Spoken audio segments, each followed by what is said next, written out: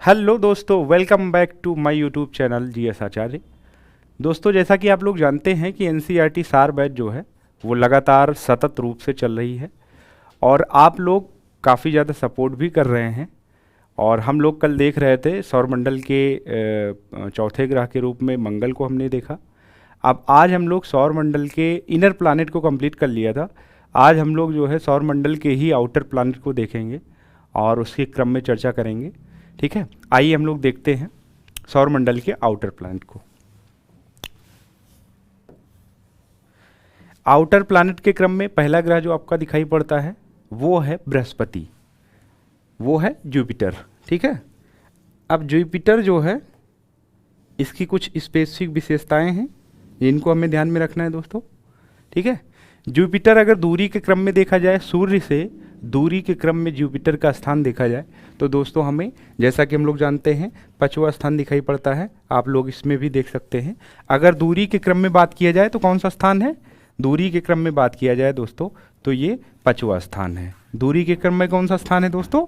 5वां स्थान है। ठीक है, ठीक है, दूरी के क्रम में 5वां स्थान है। 5वां स्थान है दूरी के क्रम में,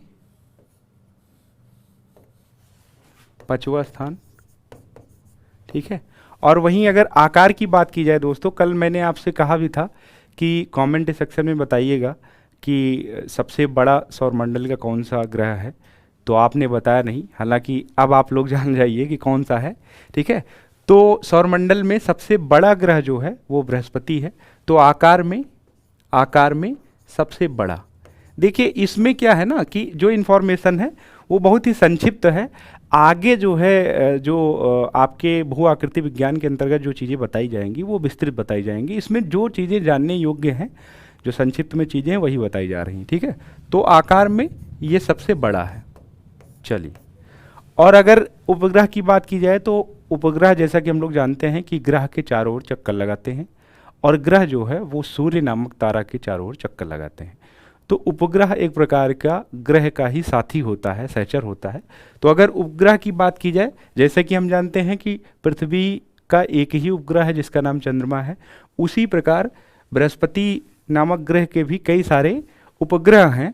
ठीक है, तो अगर संख्या की बात की जाए तो लगभग 80 के आसपास इसकी संख्या दिखाई पड़ती है। और अगर उपग्रह में एक स्पेसिफिक उपग्रह इनके पास है जिसको हम लोग ज्ञानीमीड बोलते हैं। ठीक है, ज्ञानीमीड। ठीक है, अब दोस्तों कमेंट सेक्शन में आप लोग बताइएगा कि ये ज्ञानीमीड जो है वो क्यों विशेष है, इसकी स्पेशल फीचर्स क्या है, ज्ञानीमीड को क्यों मैं कह रहा हूँ कि ये विशेष रूप से जाना जाता है। आप लोग ज़रूर बताइएगा, और अगर आप नहीं बताते हैं तो अगले वीडियो में ज़रूर बताया जाएगा आपको। ठीक है, मैं आशा करता हूँ कि आप ज़रूर बताएंगे। चलिए, अगर इसकी अवस्था की बात की जाए तो किस अवस्था में पाया जाता है? जैसा कि हम जानते हैं दोस्तों कि इनर प्लैनेट जो है वो चट्टानों से निर्मित होते हैं। ठीक है, गैसों से भी निर्मित हैं और चट्टानों से भी। लेकिन जो आउटर प्लैनेट हैं, अर्थात जो मंगल ग्रह के बाद में क्षुद्र ग्रह पट्टी को क्रॉस करने के बाद जितने भी प्लैनेट आपके दिखाई पड़ते हैं वो किस में हैं? गैसीय अवस्था में। कैसे हैं? गैसीय अवस्था में। इसी वजह से हम लोग कहते हैं कि इस पर जीवन की अनुकूल दशाएं उपलब्ध नहीं है। जिस प्रकार से पृथ्वी नामक ग्रह पर जीवन की अनुकूल दशाएं हैं, उसी प्रकार अन्य किसी ग्रह पर अभी नहीं दिखाई पड़ रहे हैं। हालांकि तलाश जारी है, मंगल ग्रह पर भी कई सारे मिशन भेजे गए हैं। ठीक है, चंद्रमा पर भी जो है मिशन भेजे गए हैं जीवन की अनुकूल दशाएं तलाश करने के लिए। चलिए, उपमा की बात करते हैं तो इसको कौन सी उपमा दी गई है दोस्तों? जैसा कि आप जानते हैं कि ये हिंदू धर्म के पौराणिक कथाओं से जुड़ा हुआ एक ग्रह माना जाता है। इसको देवताओं का, ठीक है, देवताओं का गुरु, देवताओं का स्वामी कहा जाता है इसको। ठीक है, देवताओं का स्वामी कहा जाता है इसको। तो ये सारी चीज़ें। अच्छा, एक चीज़ और ध्यान में रखने योग्य है, वो ये है कि उपग्रह के मामले में जो है, इससे पहले, अभी तो वर्तमान में शनि है, सबसे ज़्यादा उपग्रह शनि के पास है, लेकिन इससे पहले जो है सबसे ज़्यादा उपग्रह किसके पास हुआ करता था? वो बृहस्पति है। ठीक है, तो ये बेसिक इन्फॉर्मेशन है और इतने की ही ज़रूरत है अभी। और आगे अगर कोई ख़ास इसमें इम्प्रूवमेंट होगा तो हम लोग वीडियो के माध्यम से बताने की कोशिश करेंगे। चलिए शनि की बात करते हैं। शनि जो है, अगर क्रम की बात की जाए कि सूर्य से दूरी के क्रम में कितने स्थान पे है, तो जाहिर सी बात वो 5वें पर था और ये 6वें पर हो जाएगा, 6 नंबर पे हो जाएगा। ठीक है। और अगर आकार की बात की जाए, देखिए आपको क्वेश्चन जो पूछा जाएगा वो ऐसे पूछा जाएगा कि सबसे आकार के क्रम में, आरोही क्रम में आप बताइए। ऑप्शन दिया जाएगा कि पहले शनि है, फिर उसके बाद में शुक्र है, बृहस्पति है, ठीक है, पृथ्वी है, ऐसे करके आपको दिया जाएगा। तो आकार आपको ध्यान में रखना है कि कौन सा सबसे बड़ा ग्रह है और कौन सा सबसे छोटा ग्रह है। ठीक है। हमने आपको बताया कि सबसे बड़ा ग्रह जो है वो बृहस्पति है, और आपको बताना है कि कमेंट सेक्शन में बताना है कि सबसे छोटा जो है ग्रह कौन सा है, ये कमेंट सेक्शन में आपको बताना है।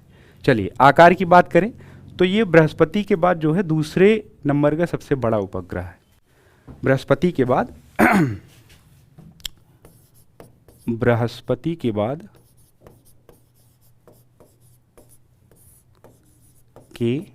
बाद दूसरा सबसे बड़ा ग्रह। ठीक है। तो ये बेसिक इंफॉर्मेशन है।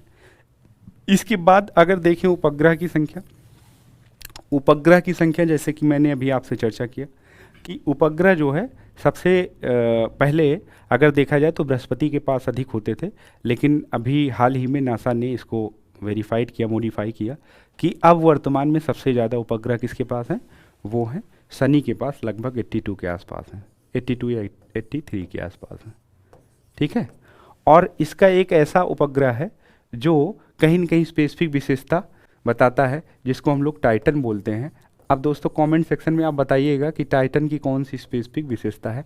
देखिए मैं इस वजह से पूछ रहा हूँ ताकि आप लोग इस टॉपिक को इंटरकनेक्ट कर सकें कि टाइटन की स्पेसिफिक विशेषता क्या है, या फिर बृहस्पति के उपग्रह ज्ञानीमीड की जो है वो स्पेसिफिक विशेषता क्या है, तो आप लोग इसको ज़रूर बताइएगा। तो टाइटन जो है वो शनि का उपग्रह है। ठीक है। तो टाइटन जैसे कि लिखा ही हुआ है।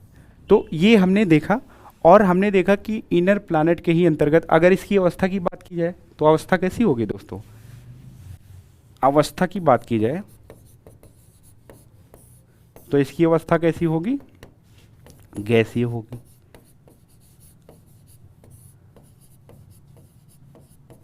ठीक है। तो हमने आउटर प्लैनेट के क्रम में 2 ग्रहों को देखा और इनर प्लैनेट के क्रम में हमने सारे ग्रहों को देख लिया था। ठीक है। अब देखते हैं कि देखिए ये हो गया आपका आउटर प्लैनेट। ठीक है। तो हम लोग 2 ग्रहों की चर्चा अभी करते हैं। आगामी वीडियो में हम लोग 2 और ग्रह की चर्चा करेंगे, यूरेनस और नेपच्यून, और ये भी जानने की चर्चा करेंगे, ये भी जानने की कोशिश करेंगे कि प्लूटो नामक ग्रह को क्यों हटा दिया गया, आखिरकार जो है प्लूटो को इंटरनेशनल एस्ट्रोनॉमिकल यूनियन ने क्यों हटा दिया। ठीक है। तो दोस्तों आप लोग लगातार देख रहे हैं और मुझे आशा है कि आप इसको पसंद भी बहुत कर रहे होंगे। ठीक है। जीएस आचार्य यूट्यूब प्लेटफॉर्म पे दिन प्रतिदिन नए नए पहलुओं को लेकर के सामने हम लोग आ रहे हैं, आप लोग पसंद भी कर रहे हैं, और इसको शेयर, लाइक, सब्सक्राइब ज़रूर करें।